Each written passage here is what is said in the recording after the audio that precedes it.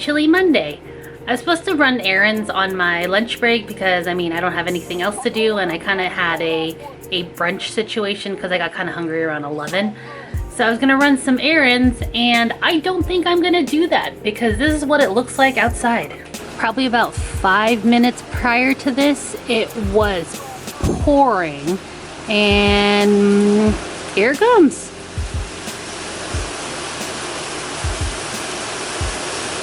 So I guess that's a sign for me to stay in during lunch and just figure out something else to do for a half hour. So, oh well, wanted to run some errands, but yeah, that's not happening today. And just like that, about 20 minutes later, it is now sunny. Yep, that's what it looks like outside now. So maybe I can go run some errands before the downpour happens again. I'm heading to work right now. I have a small appointment before going into work.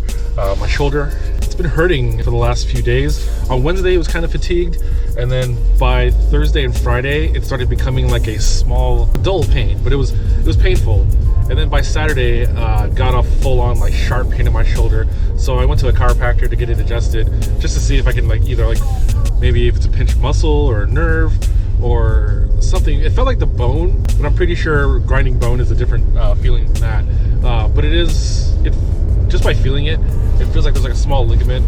I went there yesterday for a quick visit just to see if I can get it adjusted. They recommended that I came back a couple more times just to kind of work on it because they obviously couldn't fix it in the one go. I'm going back there right now before I head in, so I'm just gonna kind of get a quick adjustment and then I'll make it down to Subscape K. Jeremy, I think, is putting up the air compressor. I don't know if I can help him lift it up in the air. We did get a hoist, so we're gonna see if that works. We should be pretty much done and ready to go, and we're gonna start off on building, I believe it's dragons. I know we still have to work on contraband, so that's gonna be another thing that I'll be working on, is the UI for contraband. Otherwise, it's just a workshop for today. I'm blowing up like you thought I would.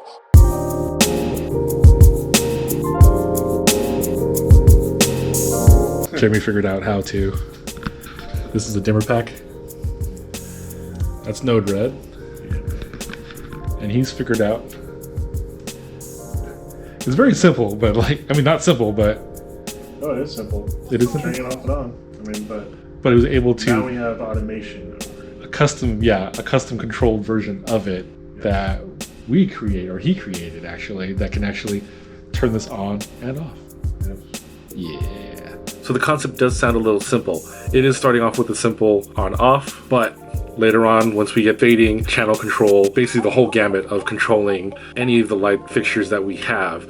Using this ADJ DMX dimmer pack with Node Red, we're able to kind of create new and interesting things and have complete control over it. There are systems out there that are already pre-made, pre-built, that have all these programs on there, but they do cost quite a bit of money.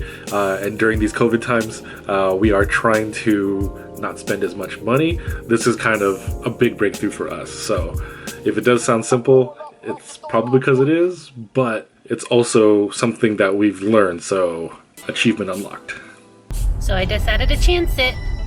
It stopped raining for a little bit and it's just super duper windy, so I put my layers on and I decided I'm gonna take a late lunch because it's almost it's 2 now, and I'm gonna run my errands and hope that I don't get caught in a torrential downpour. So we'll see how this goes. Oh my goodness, that was quite an adventure. It was really, really, really windy outside when I was running my errands that at one point I was really scared that I was gonna hit the car next to me because my door swung fully open. It's so crazy right now. It's not raining yet, but man, the wind is freaking howling everywhere around the house, and kind of sounds like there's ghosts out there, but I know the rain's not gonna come until later, so we'll see what happens. But man, this wind is freaking crazy. That's what it looks like at the patio. It kind of stopped for a second, but it was pretty darn windy. So in LA, there's a really popular thing called sugarfish. They've been doing this, it's sushi, but they've been doing this style of sushi for a while. They got really, really popular.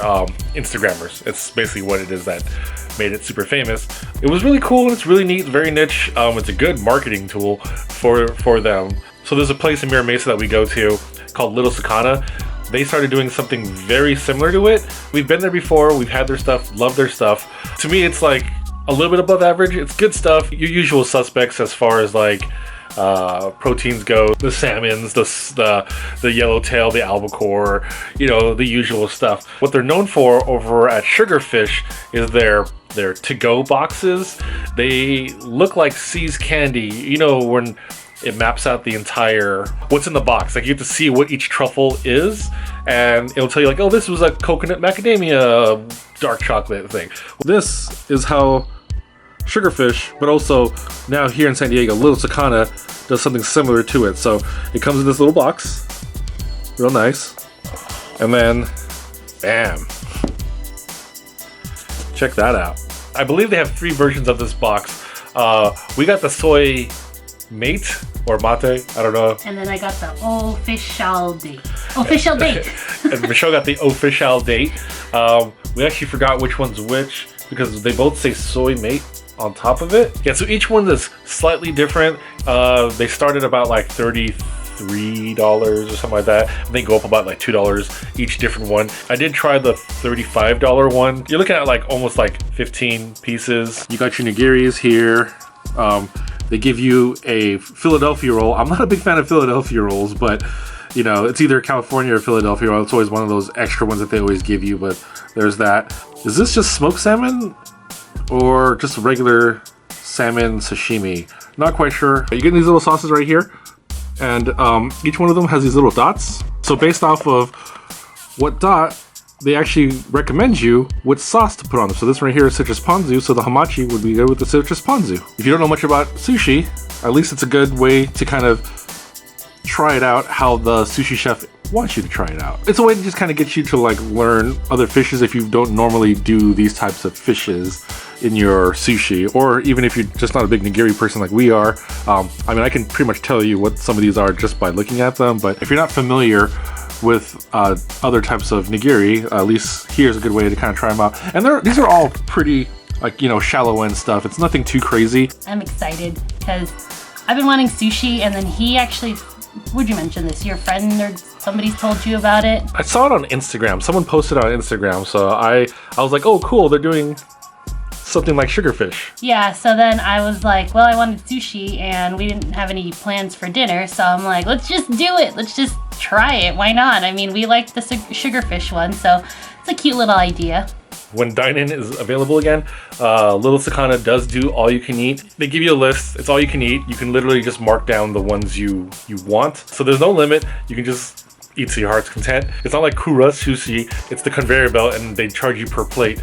This one you just mark down, and then they charge you extra for anything that you don't eat. So if you guys actually wanted to check out Little Sakana, it's in Mira Mesa, off of Mira Mesa Boulevard. Even to go. I mean, right now, this is actually a perfect way if you want to get your sushi on. I'm a really big fan of like nigiri style sushi, just really good quality fish. Nothing beats fresh fish nigiri. And I'm a big fan of that, and I'm super excited for this just because, yeah, sushi is one of our favorites.